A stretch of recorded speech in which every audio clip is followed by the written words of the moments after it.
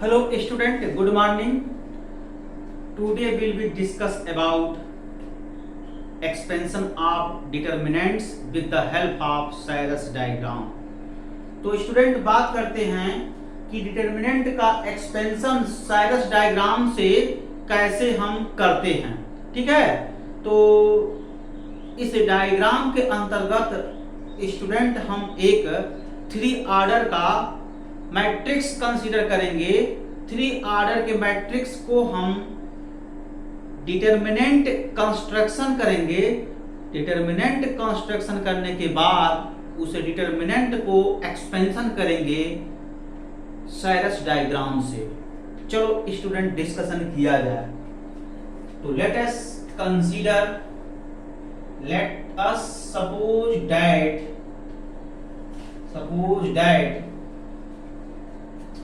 A equal to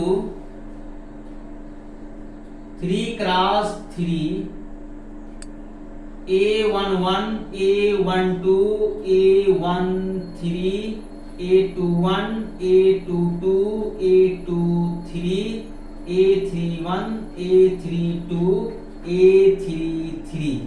ठीक है student, देखो मैट्रिक्स A है, A11, A12, A13, A21, A22, A23, A31, A32, A33। ये 3 ऑर्डर का मैट्रिक्स है। यहां लिखो be the matrix of 3 order that is square matrix of 3 order, that is square matrix of 3 order. Its determinant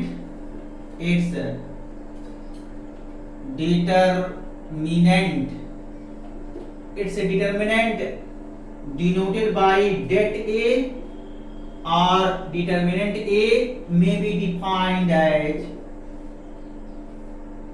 A11, A12,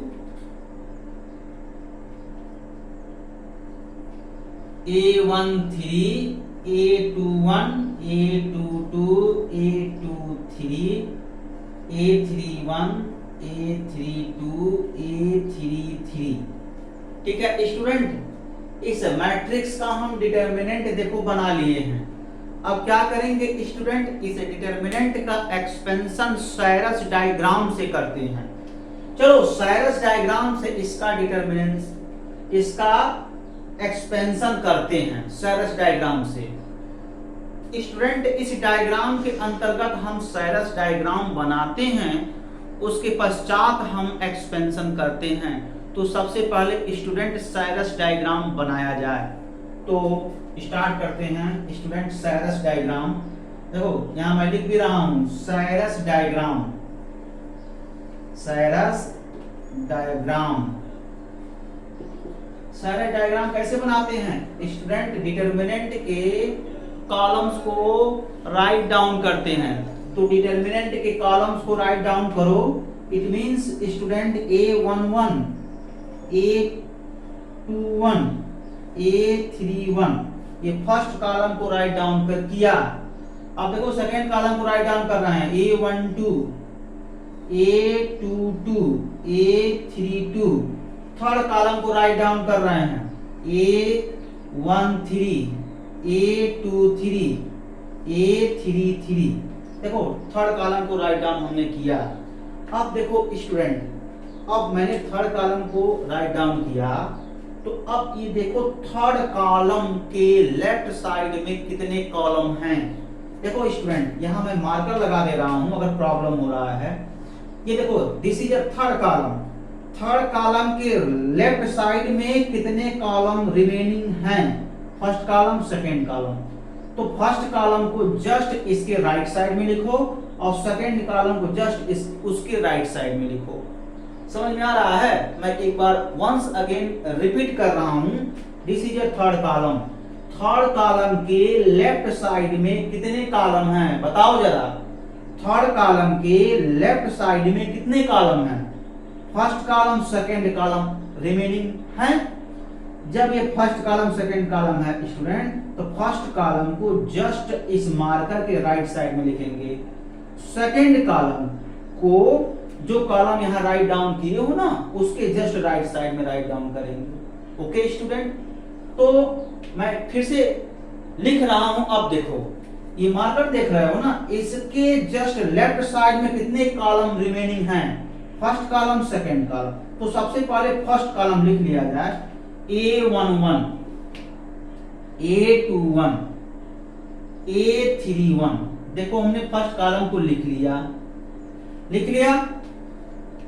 अब यहां marker देखो, first column को मैंने लिखा और सेकंड कॉलम को भी लिखना है, तो सेकंड कॉलम को फर्स्ट कॉलम के राइट साइड में लिखना है। तो just we write down A12, second column लिख रहा हूं A22 A32। और आपको बता दे स्टूडेंट, ये जो सेकंड सफिक्स है which is indicate that columns, second suffix. तो सेकंड सफिक्स देखो 1 है, इट मींस फर्स्ट कॉलम। यहां देखो सेकंड सफिक्स 2 है, it means second column.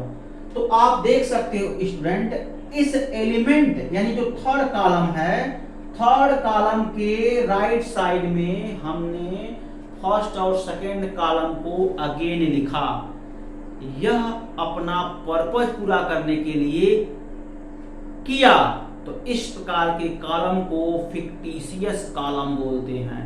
Fictitious column को हम अनदर वर्ड्स में इमेजिनरी कॉलम बोलते हैं। तो हमने इमेजिनरी कॉलम लिख लिया, क्योंकि एक्चुअली में थ्री कॉलम थे और अब अपना पर्पस पूरा करने के लिए हमने 2 कॉलम एक्स्ट्रा कर दिया। तो इसी एक्स्ट्रा कॉलम को हम फिक्टिशियस कॉलम या इमेजिनरी कॉलम बोलते हैं। अपने पर्पस पूरा करने के लिए जब हम कॉलम को बढ़ा देते हैं, तो इस प्रकार के कॉलम को हम फिक्टिशियस कॉलम या इमेजिनरी कॉलम बोलते हैं। तो ये हमने ऐसा कर दिया। अब डायग्राम बनाते हैं। देखो स्टूडेंट, पहले हम टॉप के एलिमेंट को सर्किल करेंगे और बॉटम के एलिमेंट को हम स्क्वायर करेंगे। तो जरा देखना इस बात को। ये देखो हमने क्या किया, सर्किल किया टॉप का एलिमेंट। ये भी टॉप का एलिमेंट है, इसको भी मैंने सर्किल किया। ये भी टॉप का एलिमेंट है, इसको भी मैंने सर्किल किया। और जस्ट इसके जो बॉटम के एलिमेंट हैं स्टूडेंट, इसको मैंने क्या किया, स्क्वायर कर दिया। बॉटम के एलिमेंट, इसको भी देखो मैंने स्क्वायर किया बॉटम के एलिमेंट को। ये भी देखो स्क्वायर कर लिया बॉटम के एलिमेंट को। ठीक है, तो टॉप के एलिमेंट को मल्टीप्लाई करके सम करेंगे, माइनस बॉटम के एलिमेंट को मल्टीप्लाई करके सम करके टॉप के एलिमेंट से सब्ट्रैक्ट कर देंगे। Once again we repeat, top के एलिमेंट को मल्टीप्लाई करके सम करेंगे, बॉटम के एलिमेंट को मल्टीप्लाई करके सम करने के बाद टॉप वाले एलिमेंट से सब्ट्रैक्ट कर देंगे। ठीक है, तो चलो किया जाए स्टूडेंट। यहां से देखो कैसे करते हैं। यहां से देखो एक एरो लगाएंगे यूं, और इसका मल्टीप्लिकेशन इसमें कर दिए। ठीक है, और यहां से देखो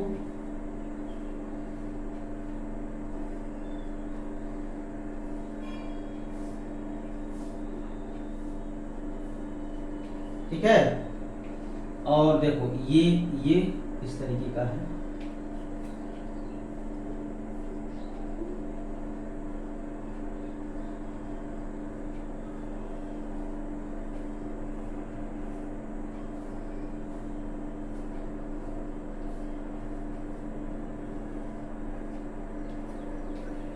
देखो ये जब लाइन है ना, पैरेलल होनी चाहिए स्टूडेंट। यही डायग्राम का रूल है। देखो पैरेलल दिख रहा है ना, ये सब लाइन पैरेलल होना चाहिए एक दूसरे तीसरे के। हमने क्या किया, टॉप के एलिमेंट को मल्टीप्लाई करने का सिंबल बना दिया। मतलब टॉप के एलिमेंट का मल्टीप्लिकेशन इन एलिमेंट में करके सम कर देंगे। फिर माइनस बॉटम के एलिमेंट की बारी है।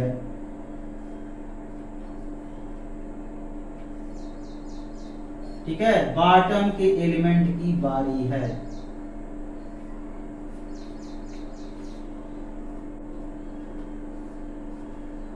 देखो स्टूडेंट, ये भी पैरेलल लाइन ही है। देखो इसके ये दोनों लाइन पैरेलल है, ये दोनों लाइन पैरेलल है।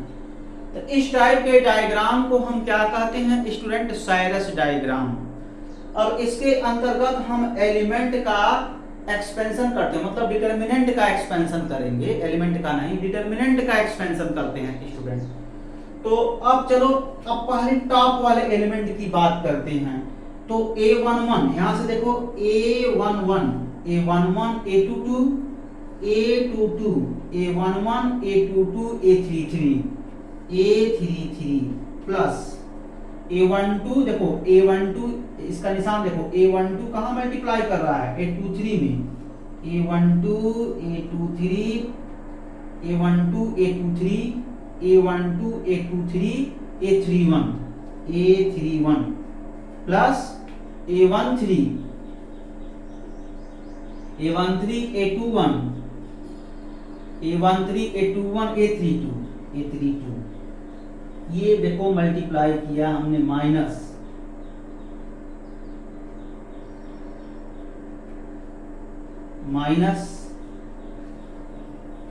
अब बॉटम के एलिमेंट का मल्टीप्लिकेशन करेंगे। देखो माइनस बॉटम के एलिमेंट की बारी, A31, A31, A22, A22, A13, A13 plus A32, A32, A23, A23, A11, A11 plus, अब देखो ये तीसरा एलिमेंट, यहां मेरे पास स्पेस कम है तो मैं जस्ट इसके नीचे लिख करके, ये तीसरा एलिमेंट यहां लिखना चाहिए, अब जस्ट इसके नीचे लिख करके ब्रैकेट लगा देंगे। ठीक है, कंफ्यूजन में मत पड़िएगा। अब थर्ड एलिमेंट है A33, A21, देखो A33, A21, A13, इसी को साइरस डायग्राम के अंतर्गत एक्सपेंशन बोलते हैं। ठीक है, मतलब स्टूडेंट इसी को अगर हम थोड़ा सा एक्सपेंशन कर दें अच्छे से, जिससे आप लोगों को दिखे, तो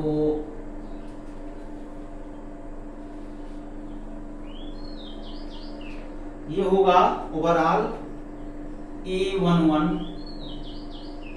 A22, A33 plus A12, A23, A31 plus A13, A21, A32। देखो इन तीनों एलिमेंट का सम माइनस, अब ये तीनों element A31, A22, A13 plus A32, A23, A11 plus A33, A21, A12। ये बात समझ में आया स्टूडेंट? देखो इसी को साइरस डायग्राम के अंतर्गत डिटरमिनेंट का एक्सपेंशन कहते हैं। अब सबसे बड़ा क्वेश्चन ये उठता है स्टूडेंट कि एक डिटरमिनेंट मैं आपको दे दूं, 3 ऑर्डर का डिटरमिनेंट है, और मैं आपसे ये पूछूं इस डिटरमिनेंट को साइरस डायग्राम से एक्सपेंशन करो, इसी डिटरमिनेंट को फर्स्ट रो के करस्पॉन्डिंग एक्सपेंशन करो, क्या इसके एक्सपेंशन अलग अलग आएंगे या सेम आएंगे? तो आंसर आप लोगों की तरफ से आना चाहिए कि सर किसी भी डिटरमिनेंट को जब उसका ऑर्डर 3 है, जब हम साइरस डायग्राम से एक्सपेंशन करें, उसका जो भी मान आता है उस डिटरमिनेंट को R1 के करस्पॉन्डिंग एक्सपेंशन करें, उसका जो मान आता है दोनों मान इक्वल होना चाहिए। चाहे आप सेलस डायग्राम से एक्सपेंशन करो या आप R1 के करेस्पॉन्डिंग एक्सपेंशन करो, डिटर्मिनेंट का वैल्यू सेम आता है, कोई डिफरेंट नहीं आता है। तो उसी चीज को मैं समझा रहा हूं स्टूडेंट। अब एक ऐसा डिटर्मिनेंट लेंगे जिसमें नंबर ऑफ रो 3 होंगे, नंबर ऑफ कॉलम 3 होंगे। फर्स्ट रो के करेस्पॉन्डिंग एक्सपेंशन करेंगे, एक्सपेंशन के दौरान रिजल्ट यही आना चाहिए, यही मैं दिखाने जा रहा हूं। चलो देखते हैं।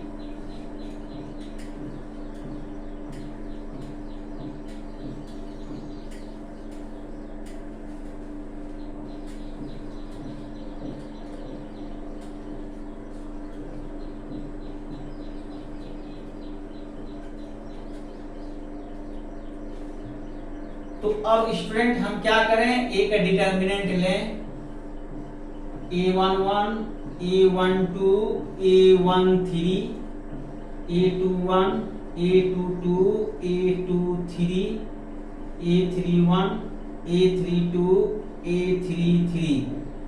ये डिटर्मिनेंट मैंने लिया, ये डिटर्मिनेंट्स है। अब इसको हम R1 के करेस्पॉन्डिंग एक्सपेंड करते हैं। लिखेंगे क्या, एक्सपेंड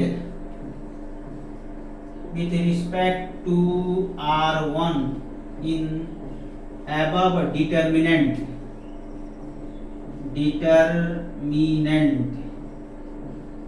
वी गेट।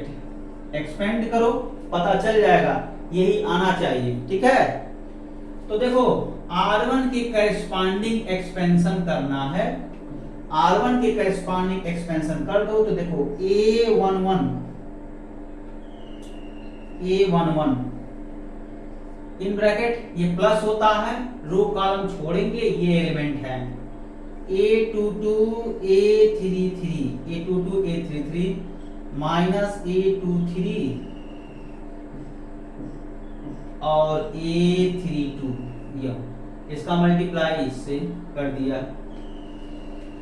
अब देखो ये प्लस ये माइनस A12। अब देखो ये जो मैं रेक्टेंगुलर बॉक्स बनाया हूं वह एलिमेंट और ये मार्कर में जो भी एलिमेंट उसको छोड़ेंगे, बाकी का एलिमेंट आपका इससे मल्टीप्लाई इसमें हो जाएगा। A21 A33 माइनस ये A23 A31 हो गया, ठीक है। और प्लस मेरे पास यहाँ स्पेस नहीं, मैं नीचे लिख दे रहा हूं A13 और ये रो कॉलम छोड़ेंगे तो A21 A32 minus A21 A32 A22 A31 अब इनका मल्टीप्लिकेशन कर लेंगे और इसके टर्म को रीअरेंज करेंगे।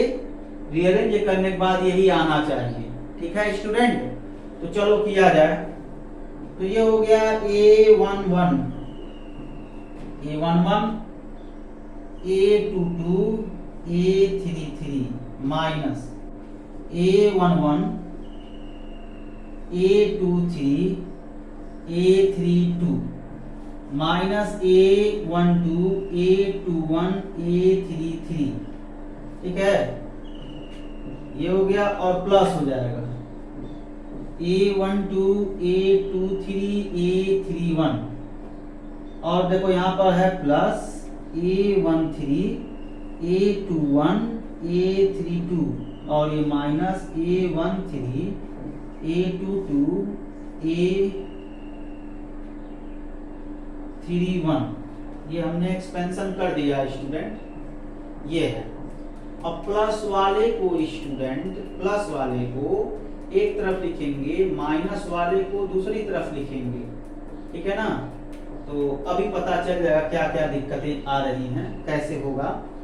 अब देखो ये प्लस वाला जितने हैं हमने प्लस कर लिया, इसको भी प्लस कर दिया, इसको भी प्लस कर लिया, अंडरलाइन कर लिया। इसको एक तरफ लिखो, ये आना चाहिए, ठीक है। तो सबसे पहले टर्म हम लिखते हैं यही A11 A22 A33, देखो A11 A22 A33 write down किया। अब सेकेंड टर्म देखो प्लस प्लस, देखो ये टर्म आ भी गया, यहां से ये टर्म देखो मैंने यहाँ लिखा A11 A22 A33, देखो आ गया ना। अब बात करते हैं इस एलिमेंट का, तो A12 A23 A31, देखो सेकंड एलिमेंट भी आ गया ना। अब A13, अब लास्ट का एलिमेंट ये है A13 plus A13 A21 A32, तो तीनों एलिमेंट हमने ऑब्टेन कर लिया है स्टूडेंट, ये तीन, मतलब ये तीनों ऑब्टेन हो गया। माइनस लगा करके ब्रैकेट में देखो ये, इसके बाद ये आना चाहिए A31। तो देखो मैं इसको थोड़ा सा टेढ़ी मेढ़ी लाइन खींचता हूँ, आपको डिफरेंस पता हो, ठीक है। अब बात करते हैं इनको रीअरेंज करके सम करने की बात। अब ये minus minus minus minus common लेंगे तो अंदर के जितने भी टर्म होंगे वो प्लस हो जाएंगे। तो स्टूडेंट यहाँ पर देखो, यहाँ देखो लिखा है A31, यहाँ देखो लिखा है A31 A22 और A13 तो ये थोड़ा अलग से लिखा, देखो यहाँ पर मान लो ये ABC है तो ये CBA है, इस टाइप का है। तो ABC इक्वल टू CBA, इसी को कौन सा लॉ बोलते हैं स्टूडेंट? इसी को तो कम्यूटेटिव लॉ बोलते हैं ना। तो इसको स्टूडेंट आप पहले लिख लो, तो लिख सकते हैं A31 just like this, A22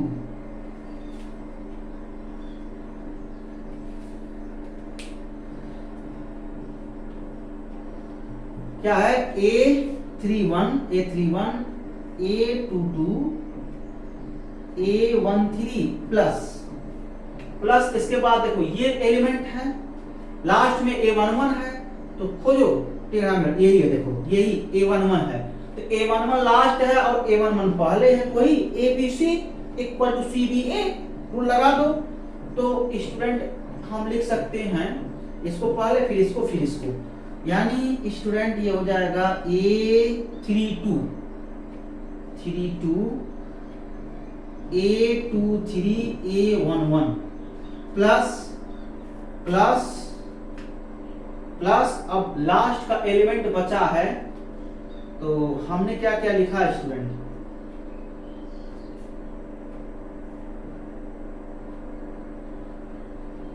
ये लिख लिया और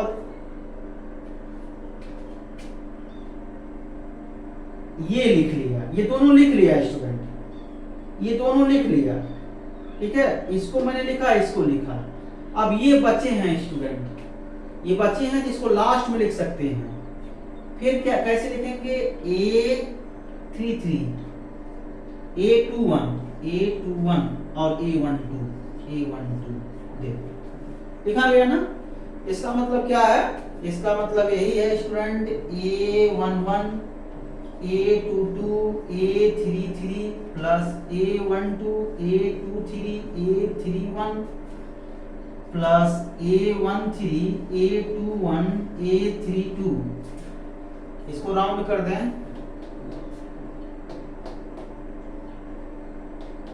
माइनस कर दें और ब्रैकेट में ये तीनों एक साथ लिखना चाह रहे हैं, A31 A22 A13 plus A32 A23 A11 और प्लस A33 A21 A12।